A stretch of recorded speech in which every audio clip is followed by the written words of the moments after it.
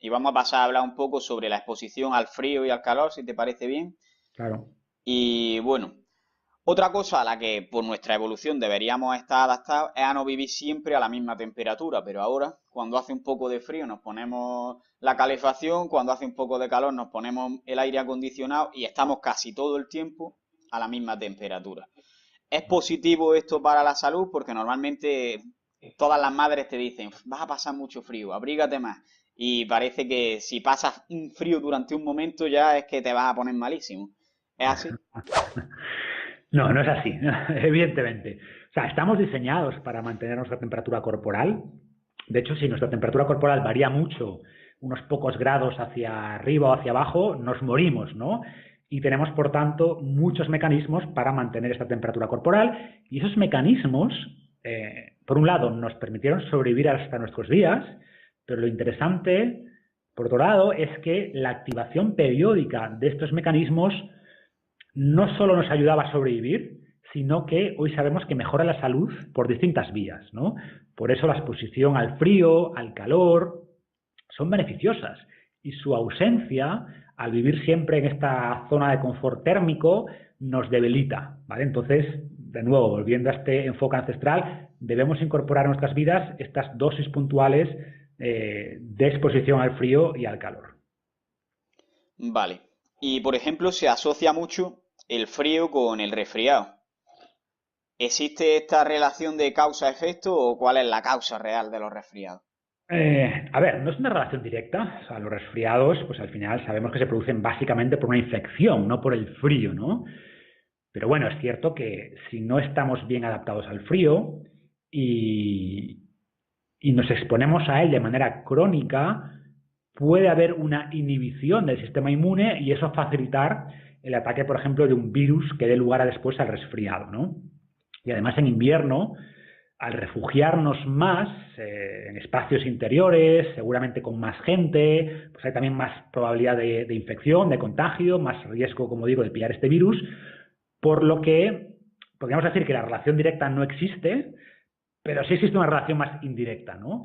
Y curiosamente, lo que notan muchas personas que practican la exposición puntual al frío es que se resfrían menos, ¿no? Precisamente porque estas exposiciones puntuales pero intensas, fortalecen el sistema inmune. Entonces, una forma de protección ante los resfriados es más frío, pero puntual e intenso.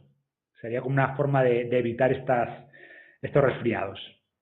Que normalmente hay gente también que lo que dice es precisamente que el cambio de temperatura es lo que te causa los resfriados, en el sentido de salir sin abrigo y en el momento de que sales de tu casa ese es el que te lo causa o al revés, de tener mucho frío en la calle y entrar a un sitio muy caliente. ¿Esto sí tiene relación o...? Como digo, no, o sea, eso no tiene, o sea, no es la causa. Ahora bien, todo lo que debilite tu sistema inmune al final puede favorecer las infecciones, ¿no? En general y en particular del resfriado. Pero la clave aquí, como digo, es entrenar nuestro sistema inmune y una de las cosas que le favorece son estas exposiciones, tanto al frío intenso como al calor intenso de manera puntual.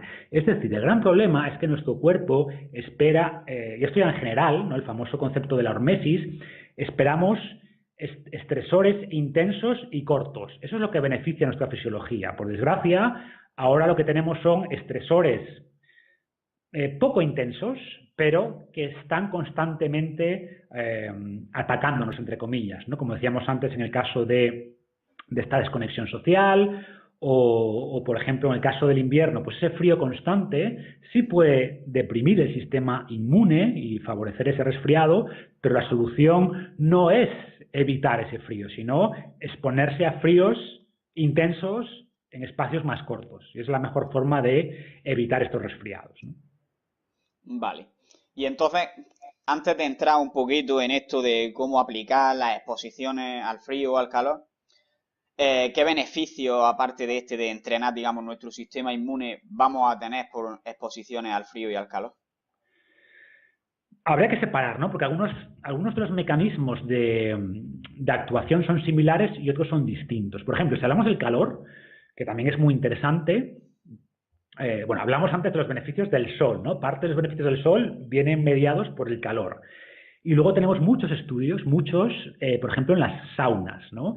En deportistas sabemos que las saunas mejoran el rendimiento físico, especialmente el aeróbico, mejoran la termorregulación, mejoran la biogénesis mitocondrial, la producción de glóbulos rojos, el calor y el frío, ambos liberan lo que se llaman en inglés heat shock proteins, que son proteínas de choque térmico, que sabemos que reducen el estrés oxidativo, la degradación de proteínas, reduce, en este caso la sauna, la presión arterial y se asocia en casi todos los estudios con menor enfermedad cardiovascular y menor mortalidad general. Y por último, ayuda a eliminar toxinas. A las saunas, aunque no es la vía principal, para eso tenemos pues, otros sistemas, pero sí sabemos que con el sudor eliminamos toxinas, ¿vale? Eliminamos, por ejemplo, metales pesados, entre ellos el propio mercurio se puede eliminar a través del sudor. Entonces, bueno, un par de sesiones semanales de sauna, ¿no? Intentando plasmar esto en recomendaciones, un par de sesiones de sauna es interesante. Pero de nuevo, hay que hacerlo también gradualmente, ¿no? Elevar poco a poco el calor, elevar poco a poco la duración de las sesiones, etcétera. Y sobre el frío, por ejemplo, con duchas frías o inmersión en agua fría, pues se han documentado cambios hormonales interesantes. Se eleva, por ejemplo, la adiponectina, que podría ayudar a combatir la acumulación de grasa, fortalece, como decíamos, el sistema inmune, aumenta el gasto energético y eleva también el llamado tejido adiposo marrón o la famosa grasa parda. Y esta grasa parda, a nivel metabólico, es muy interesante. Esta grasa parda se alimenta de glucosa y de ácidos grasos para producir calor, y esto eleva el metabolismo. ¿Qué más? El frío, volviendo un poco al tema del ánimo, el frío mejora los síntomas de depresión y produce una leve sensación de euforia. Es una buena forma también de cambiar nuestro estado anímico en poco tiempo. Y más allá de los beneficios estos más fisiológicos, para mí es importante también desde un punto de vista psicológico, ¿no? En el sentido de que mejora nuestra tolerancia a la incomodidad, o sea, nos hace más fuertes mentalmente, y creo que esto también se le presta poca atención, pero sin duda merece también la pena incorporar, como digo, algunas dosis de frío en nuestras vidas. Me gusta también todo esto que comentas de que hay que introducir todos estos protocolos de forma gradual, que al final es lo mismo que se habla siempre del entrenamiento, que si hace un Claro, cambio en la carga de entrenamiento muy grande, aumenta el riesgo de lesión. Pues lo mismo claro. va a pasar con el frío, con el calor, con el sol, prácticamente con todo esto a lo que no estamos adaptados por la sociedad actual, tenemos que introducirlo de forma gradual y poco a poco vamos a tolerarlo mejor.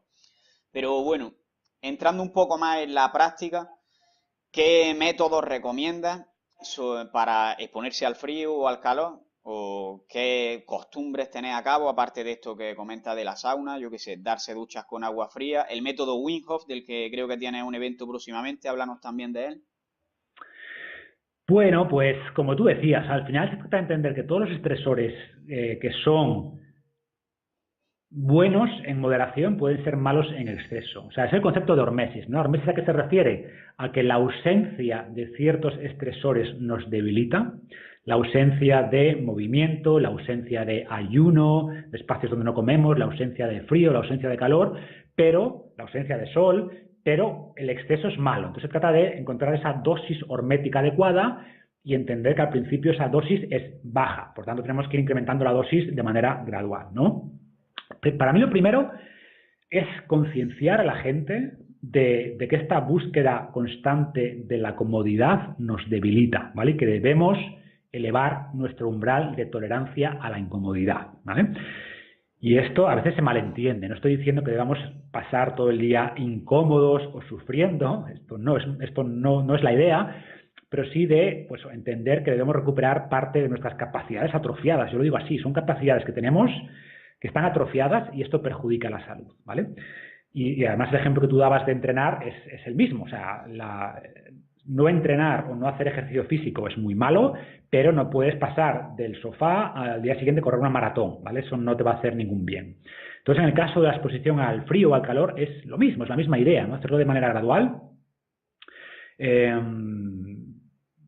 y vas a notar además cómo vas mejorando poco a poco, ¿vale? Entonces, Por ejemplo, al frío, pues se trata de, por ejemplo, no ponerte la chaqueta nada más que sientes un poquito de frío, ¿vale? Aguanta unos minutos. No digo que estés todo el día con frío, ni mucho menos, eso como decíamos es malo, deprime el sistema inmune, pero aguanta un poco, siente ese frío, espérate un poco a ponerte la chaqueta, ¿vale?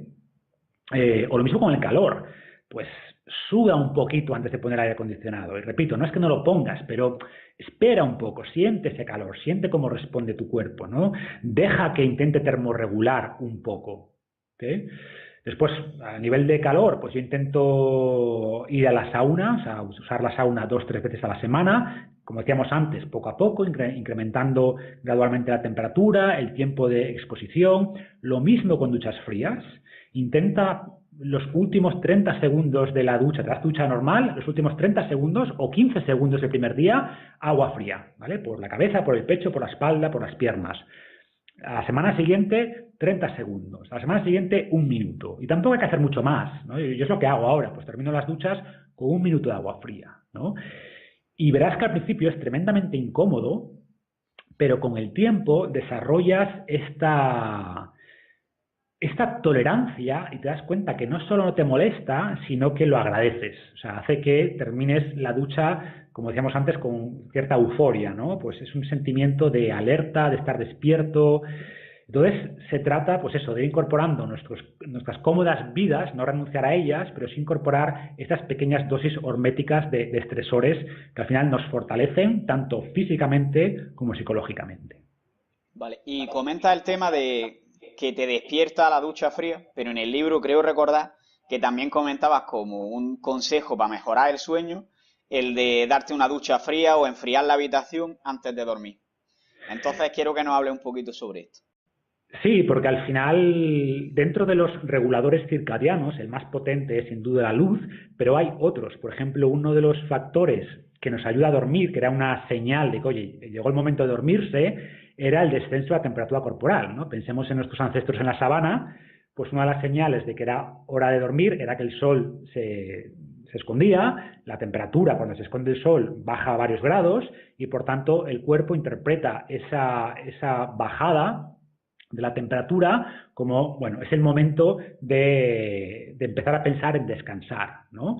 Entonces, eh, tiene a nivel fisiológico esta sensación en el ritmo circadiano, ¿no? Entonces puede generar efectos, por un lado, de sentirse muy despierto, ¿vale? Por otro, ayudar a descansar. Yo por eso por la noche no recomiendo duchas frías, sino más bien templadas. Lo que queremos es bajar un poquito la temperatura corporal, y eso es bueno, sin llegar a elevar pues, estas hormonas, estos neurotransmisores que son los que producen euforia y alerta, ¿no? Entonces una cosa es la ducha fría y otra cosa es simplemente cualquier cosa que ayude a reducir la temperatura corporal, como bajar un poco los grados de la temperatura en la habitación o darse una ducha templada.